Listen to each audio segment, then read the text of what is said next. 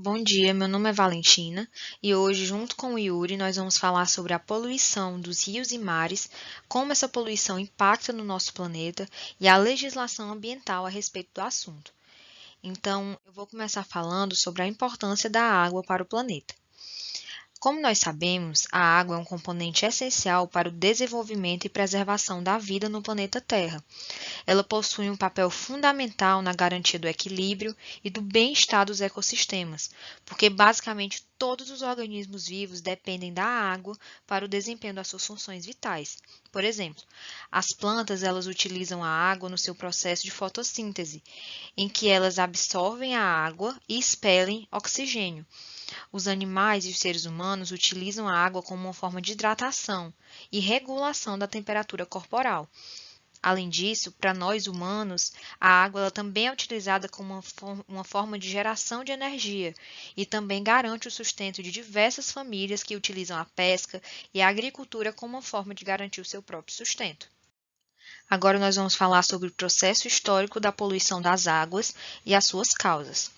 Então, essa poluição ela teve o seu maior impacto na Revolução Industrial, em que não se tinham muitas informações acerca dos malefícios que essa poluição trazia para a vida das pessoas. E dessa forma, os dejetos que vinham das indústrias, eles eram descartados nos mares e nos rios, o que causava a contaminação das águas e dos lençóis freáticos. Não há dúvida de que a ação humana é a principal causa da poluição das águas. Mas esse tipo de poluição ela pode ocorrer de diversas formas. Dentre elas, as atividades agrícolas, em que os agrotóxicos utilizados para controlar a propagação de insetos que possam vir a prejudicar as plantações, são facilmente infiltrados no solo, contaminando os lençóis freáticos. Além disso, com o uso prolongado desses agrotóxicos, os insetos acabam desenvolvendo uma certa resistência a essas substâncias, o que exige que se apliquem doses cada vez maiores para garantir a eficiência desses agrotóxicos. Além disso, as atividades industriais são também uma grande causa dessa poluição, visto que o aumento da produção gera diversos tipos de resíduos poluentes que possivelmente serão lançados nos rios e mares, porque ocorre o descarte incorreto de substâncias prejudiciais ao meio ambiente, como solventes e óleos que são utilizados nas indústrias em processos de refino. Por último, as atividades domésticas também são uma grande causa dessa poluição.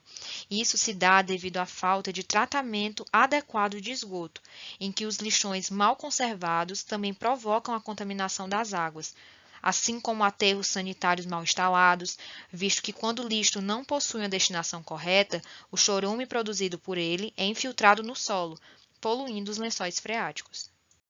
Sem sombra de dúvidas, as consequências decorrentes da poluição desenfreada dos rios, mares e lençóis freáticos para os seres vivos e para o meio ambiente são imensuráveis. Portanto, dentre elas destacam-se a destruição da biodiversidade, em que a poluição hídrica ela empobrece os ecossistemas aquáticos e facilita a propagação de algas fitoplantônicas nos lagos, e esse fenômeno ele é chamado de eutrofização. A poluição da cadeia alimentar. A pesca em águas contaminadas, bem como a utilização dessas águas na pecuária, na agricultura, ela pode transmitir toxinas aos alimentos e que mais tarde serão ingeridos pelos seres humanos. Também contribui muito para a propagação de doenças. A OMS ela calcula que cerca de 2 bilhões de pessoas, que em sua maioria vivem em países em que a água potável é escassa, bebem água contaminadas por excrementos, expondo-se a doenças como a cólera, hepatite A e disenteria. E como consequência disso, verifica-se um aumento na mortalidade infantil, visto que, segundo a ONU, as doenças diarreicas vinculadas à falta de higiene provocam a morte de cerca de 1.000 crianças por dia em todo o mundo. O que muitos não sabem é que o Brasil ele é um dos maiores produtores de lixo plástico do mundo, ficando atrás somente dos Estados Unidos, da China e da Índia. O lançamento de esgoto sem tratamento é apontado pela Agência Nacional de Águas como a principal forma de poluição da água no país. Assim, apenas 37,5% do esgoto gerado no Brasil é de fato tratado. Pode-se afirmar que o Brasil lançou diariamente no solo, córregos, rios e mares o equivalente a 5.622 piscinas olímpicas de esgoto não tratado. 74% dos rios são classificados com uma qualidade regular, enquanto os 17% são considerados ruins e 1,4% são considerados péssimos. Dessa forma, grande parte dos cursos de água perde lentamente a capacidade de abastecer a população, de promover lazer e de ser um ambiente saudável e propício para a vida aquática. Entretanto, além do esgoto e de outras causas de poluição no Brasil, são os lançamentos de dejetos da indústria, que geram rejeitos químicos nocivos e estes são lançados nos rios e mares. Como exemplo disso, a cidade de Juiz de Fora, em Minas Gerais, possui um grande padrão industrial desde o início do século XX. Entretanto, esse desenvolvimento tem se demonstrado ambientalmente insustentável. As hidrometalúrgicas continuam poluindo os diversos compartimentos ambientais da cidade de Juiz de Fora desde a década de 1980. Então, diante das informações que foram expostas anteriormente, nós separamos duas imagens que mostram situações que ocorreram recentemente de poluição das águas no Brasil. A primeira imagem, ela mostra o córrego Esmeralda, que está localizado na Vila Tiradentes, na zona oeste de São Paulo. Esse córrego ele é mais conhecido como Riacho Água Podre, porque a rede de esgoto de 17 mil moradores da região do rio não está terminada e, por isso, os dejetos caem diretamente no rio. Já a segunda imagem mostra a situação de deterioração da qualidade da água do rio Tietê, também localizado em São Paulo. A coloração verde se dá devido ao acúmulo de aguapés, que formam um tapete verde no rio. E essas plantas aquáticas, quando elas estão em grande quantidade, elas são um indicativo de altos níveis de poluição. Agora nós iremos mostrar um vídeo que separamos de uma reportagem do Jornal Nacional que fala sobre a poluição das águas e o seu impacto no Brasil. Dá a dimensão de um desafio que o Brasil tem pela frente. Pesquisadores estão medindo o volume de lixo descartado nos rios e no mar. Essa é a realidade de boa parte dos rios do Brasil. Transformados em lixeira, eles acabam levando para o mar 35 tipos diferentes de resíduos, principalmente plástico. Um estudo inédito revela que a cada ano, a quantidade de lixo lançada nos rios e no nosso litoral daria para encher 30 vezes o estádio do Maracanã até o topo. São 2 milhões de toneladas de resíduos. Santos, no litoral paulista, é a primeira cidade do mundo onde essa calculadora de lixo foi utilizada. O resultado é preocupante. 60 toneladas de resíduos por dia vão parar no litoral. No Rio de Janeiro, a quantidade de lixo abandonada nos rios e no litoral é ainda maior. 190 toneladas por dia. Isso equivale à produção diária de lixo de uma cidade com 185 mil habitantes. Quando todos esses resíduos chegam ao mar, inicia-se uma longa viagem pelos oceanos do mundo. E o lixo plástico é o que causa mais preocupação.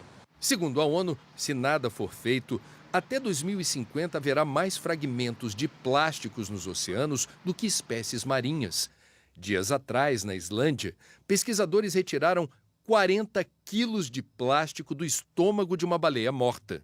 O Brasil já é o quarto maior produtor de lixo plástico do mundo, atrás apenas de Estados Unidos, China e Índia. Por aqui, pouco mais de 1% desse plástico chega a ser reciclado. Os responsáveis pelo mapeamento inédito do lixo que polui os rios e o litoral do Brasil afirmam que o estudo permite a identificação da origem desses resíduos e o combate direto à poluição. São 3 fontes principais que levam os resíduos sólidos para os mares e oceanos: as áreas de ocupação irregular, o sistema de drenagem das cidades, os canais e os córregos e a própria orla da praia. A ideia é, a partir de agora, levar ações concretas para as cidades brasileiras prevenirem esse lixo no mar. Olá a todos, me chamo Yuri e, dando continuidade à apresentação que já foi iniciada pela Valentina, vamos discorrer aqui acerca da legislação ambiental, tá? Eu achei importante trazer aqui para vocês esses 3 dispositivos. No meu ver, são os principais, tá? Nada mais seriam do que o artigo 54 da Lei Ambiental 9.605, que prevê nada mais nada menos do que o tipo penal, tá? Que seria causar poluição de qualquer natureza em níveis tais que resultem ou possam resultar em danos à saúde humana ou que provoquem a mortandade de animais ou a destruição significativa da flora. E prevê aqui essa pena base, que seria a reclusão de 1 a 4 anos mais a aplicação de uma multa, que geralmente tende a ser bem salgada, multa proporcional. O primeiro parágrafo ele prevê o crime culposo, que tem aí uma pena mais branda, que seria a detenção de 6 meses a 1 ano mais a multa. E o segundo parágrafo prevê, entre aspas, como se fossem formas qualificadas aí desse crime ambiental, sendo importante a gente ressaltar principalmente o inciso 4º, que seria dificultar ou impedir o uso das praias, que é com certeza o inciso que mais se aplica ao objeto do nosso trabalho. Prevê uma pena aí um pouco mais salgada, que seria a reclusão de 1 a 5 anos, tá, gente? E seguindo adiante, a gente tem o artigo 225, em seu parágrafo 3º da nossa Constituição Federal. Ele prevê o que a gente chama de tríplice responsabilização ambiental. Ou seja, o causador dos danos ele está sujeito à responsabilização em 3 searas, seja ela administrativa, civil e penal, de modo independente e simultâneo. Contudo, a responsabilização civil ela se dá de forma objetiva, como prevê o parágrafo 1º do artigo 14 da Lei 6.938. Ou seja, a responsabilização na seara civil por tal crime ambiental, ela se dá independentemente da existência de culpa do infrator, tá? Ao contrário da responsabilização administrativa e penal, que se dá mediante apenas a configuração de culpa. Beleza, gente?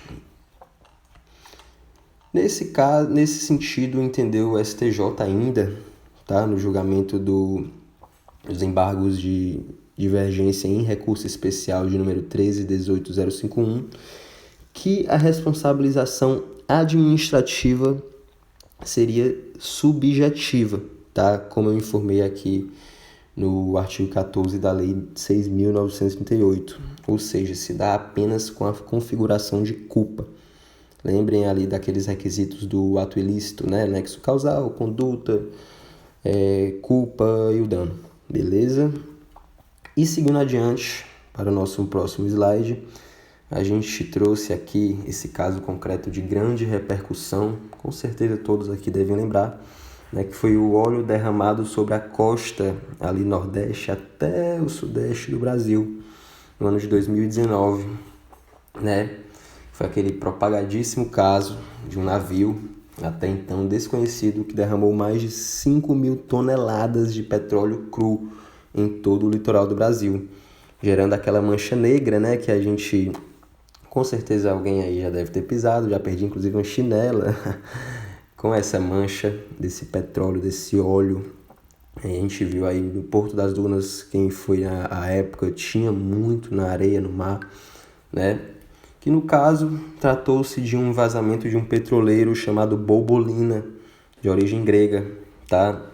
Havia sido carregado na Venezuela e seguia para a cidade do Cabo, ali na África do Sul, E o vazamento provavelmente, segundo as investigações, teria ocorrido entre 28 e 29 de julho de 2019, quando ele navegava a cerca de 730 quilômetros da costa brasileira e houve esse vazamento, muito provavelmente em decorrência de uma atitude culposa, tá? Presumo eu. E as toneladas de óleo persistiram no litoral brasileiro entre agosto de 2019 até ali o comecinho da pandemia, que vocês lembram bem, que foi exatamente quando parou de ser notícia, E também as praias foram limpas, com um custo médio ali de 180 milhões aos cofres públicos, beleza? E esse vai ser o valor mínimo, inclusive, da indenização, se não conseguirem comprovar, um valor excedente a esse valor de 188 milhões, tá? E no caso, a Polícia Federal ainda indiciou a empresa, o comandante e o chefe de máquinas do navio pelos crimes de poluição, descumprimento de obrigação ambiental e dano a unidades de conservação. né? E os nomes, inclusive, não foram expostos.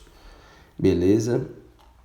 E por fim, gente, acho legal aqui mencionar com vocês esses 2 filmes que eu e a Valentina achamos importantes trazer, né? E no caso seria Erin Brockovich, né? E O Preço da Verdade. Erin Brockovich, baseado em fatos reais, retrata a história de Erin, né? Que é interpretada pela Julia Roberts nesse filme. Uma mulher divorciada, desempregada, com 3 filhos, 3 crianças. E após ela conhecer o advogado Ed Murray, ela passa a trabalhar em seu escritório como advogada. E mesmo sem ser uma profissional da área, após achar fichas médicas arquivadas em pastas de litígios imobiliários, ela começa a investigar a relação das 2 coisas. E assim ela se depara com a poderosa PGE, né, a Pacific Gas and Electric. E em meio às pesquisas, né, à sua investigação, ela descobre que durante 14 anos essa gigantesca empresa despejou de maneira dolosa um elemento chamado cromo 6, sendo este altamente tóxico, né, contaminando o subsolo, as águas subterrâneas e sendo inclusive consumida, né, essa água pelos habitantes da região, que estão sofrendo com vários tipos de doença como consequência, né? Ou seja, muitos aí tiveram câncer, alergia, asma, deficiências imunológicas, por exemplo, tá? E a empresa acaba tentando comprar das vítimas suas terras de maneira sigilosa para que assim não descubram a contaminação, tá? Ou seja, além de tudo, foi omissa. Surge então o desafio de convencer os habitantes dali a processar essa poderosa empresa. E com certeza essa coragem toda veio da atriz principal, né, da protagonista. E no total foram 648 vítimas, certo, gente? No final, ela consegue propor uma ação civil pública e com o valor da causa aí estimado em 333 milhões de dólares, tá? E no final ela ganha a causa e consegue condenar a empresa. Nesse mesmo sentido, segue o filme O Preço da Verdade, né, que narra a história de Robert Biddle, advogado ambiental, e descobre que uma gigantesca empresa do ramo químico, a DuPont, né, está envenenando as águas de Parkersburg. E da mesma forma do filme acima citado, tem adoecido e matado as pessoas ao longo do tempo, né? No caso aí, exatamente o crime ambiental que a gente veio trazer em nosso trabalho, que seria do artigo 54 da Lei 9.605, como mencionei acima, tá? E como todo filme que tem um final feliz, ele consegue no final mover uma ação civil pública face à DuPont e consegue responsabilizá-la para, enfim, arcar com as consequências de tudo que foi causado, tá? E no caso de uma hipotética aplicabilidade da lei brasileira, com certeza ambas as empresas, a PGE e a DuPont, seriam responsabilizadas na seara civil, administrativa e criminal.